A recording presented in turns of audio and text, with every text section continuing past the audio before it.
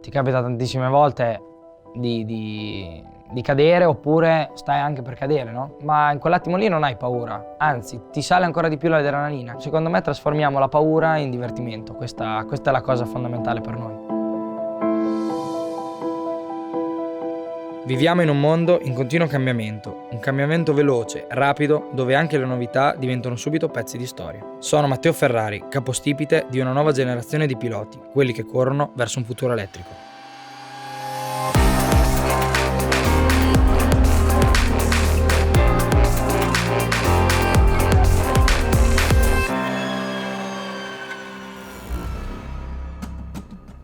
Ma diciamo che è iniziata veramente molto casualmente. Inizialmente all'età di 2 anni e mezzo sono andato in una giostra vicino a casa mia e c'erano dei mini quad da provare e in quell'occasione lì ho fatto un piccolo incidente e avevo preso molta paura, quindi non volevo più salire in realtà su un mezzo a motore. Un giorno all'età di 5 anni andavo spesso all'Iper a Samignano e lì vicino c'è la pista di San Mauro Mare dove tutti i piloti hanno iniziato. E una sera così ho provato a fare un giro con l'istruttore e è stato bellissimo perché ho detto a mio babbo, guarda babbo, io faccio solo un giro, poi scendo. Ho fatto questo giro, poi sono arrivato davanti al traguardo, ma ero talmente concentrato e mi piaceva talmente tanto che ho iniziato secondo.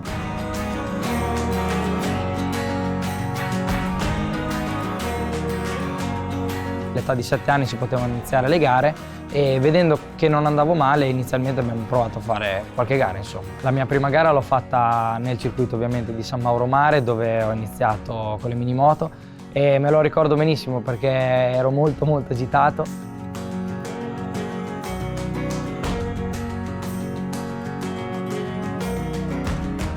In tanti circuiti adesso succede, ma con le minimoto succedeva veramente poco, c'era solo quel circuito, partivamo in un punto ma il traguardo era in un altro. Però è stato veramente bello perché ti sale un'adrenalina veramente incredibile e ti si stacca il cervello.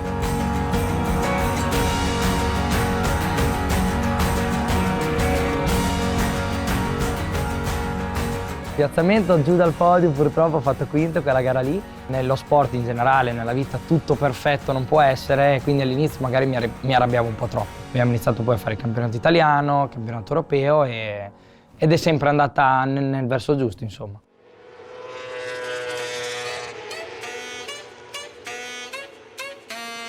Quando ho iniziato a vincere un po' di campionato ho avuto l'opportunità di correre con la 125. Quando entri dentro il primo circuito è stato Misano ovviamente perché è il mio circuito di casa. Sai che comunque lì ci sono stati tantissimi campioni che magari hanno corso la domenica prima, poi vedi la strada veramente grande, la moto che inizia ad andare forte. Lì ho veramente pensato, cavolo, questa è una bellissima opportunità per me. Il primo test veramente mi ha fatto pensare a tantissime cose, mi ha fatto sentire tante emozioni e quando sono sceso, in quel momento lì ho pensato, sì, potrei fare questa strada.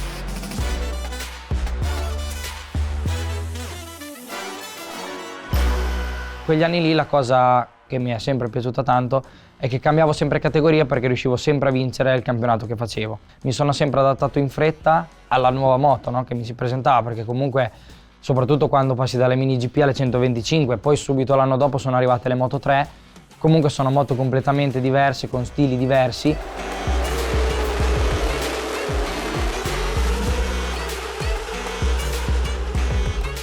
La cosa che mi ricordo tanto del campionato europeo è che noi siamo arrivati con un furgoncino e di fianco avevo il team ufficiale Mollao col bilico del mondiale. L'ultimo giro me lo ricordo veramente bene, come se fosse adesso. E avevo 2 avversari alle mie spalle e non potevo fare nessun errore. Alla terza curva ad Albacete, il secondo che lì ha provato a sorpassarmi, lui era stato molto bravo, era arrivato proprio dentro, ma mi ricordo in quell'attimo lì ho detto no, adesso chiudo. Ci siamo toccati.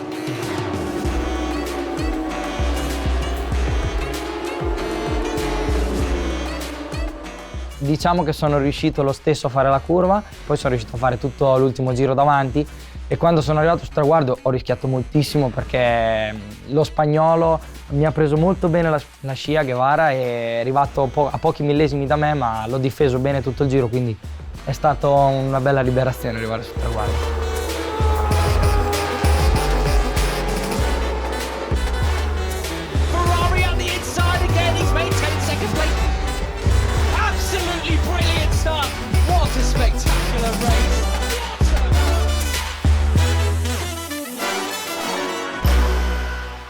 Le scelte semplici non ci sono in questo sport proprio per niente, perché ogni anno devi vincere, convincere e cambiare categoria. Il mio obiettivo era lavorare con un team di livello e ovviamente da quando sei piccolo comunque team a livello italiano, cioè Gresini è sempre stato per me un punto di riferimento, un team dove volevo correre.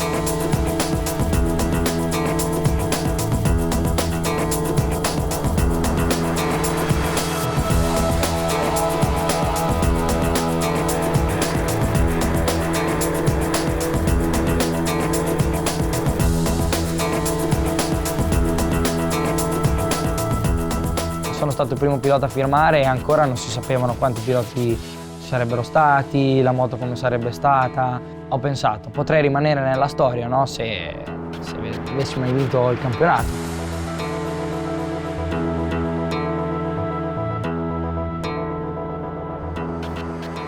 Quando non vedi il mezzo con cui corri è veramente difficile, no?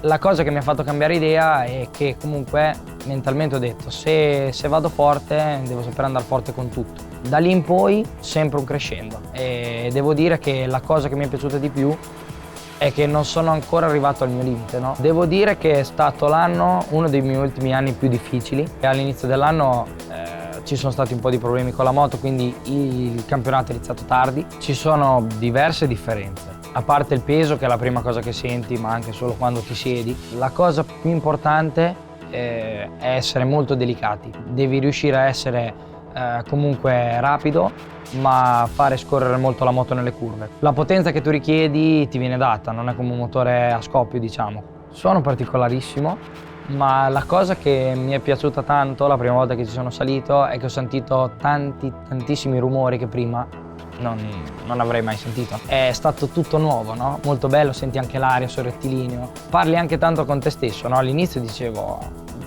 cavolo, però sto parlando un sacco, ma perché devo guidare? Considerando che questa è la prima moto veramente elettrica, totalmente elettrica che abbiamo provato, ci sono tante migliorie da fare, quindi anche solo abbassando il peso con la stessa ciclistica possiamo andare molto più forte, quindi si arriverà veramente a un livello altissimo secondo me con queste moto.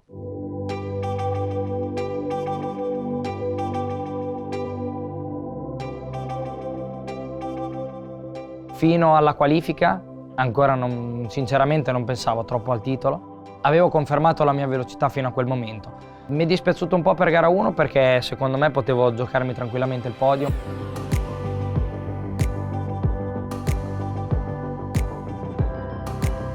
Gara 2 è stato molto bello l'ultimo giro perché comunque sapevo che stavo per andare a vincere il titolo, ma da pilota mi sarebbe piaciuto anche vincere la gara.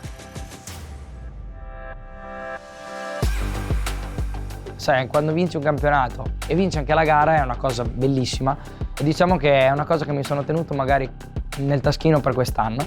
Poi è sempre bello quando ti metti il casco celebrativo e comunque avere in testa quel casco lì con la scritta World Champion davanti è tanta roba, devo dire tanta roba.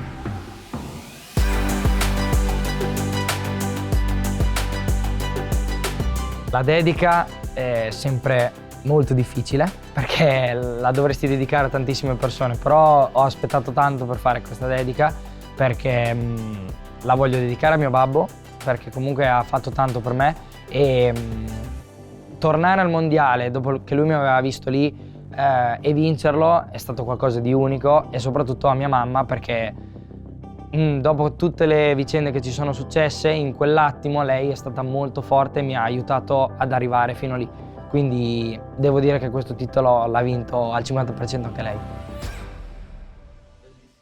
Grazie.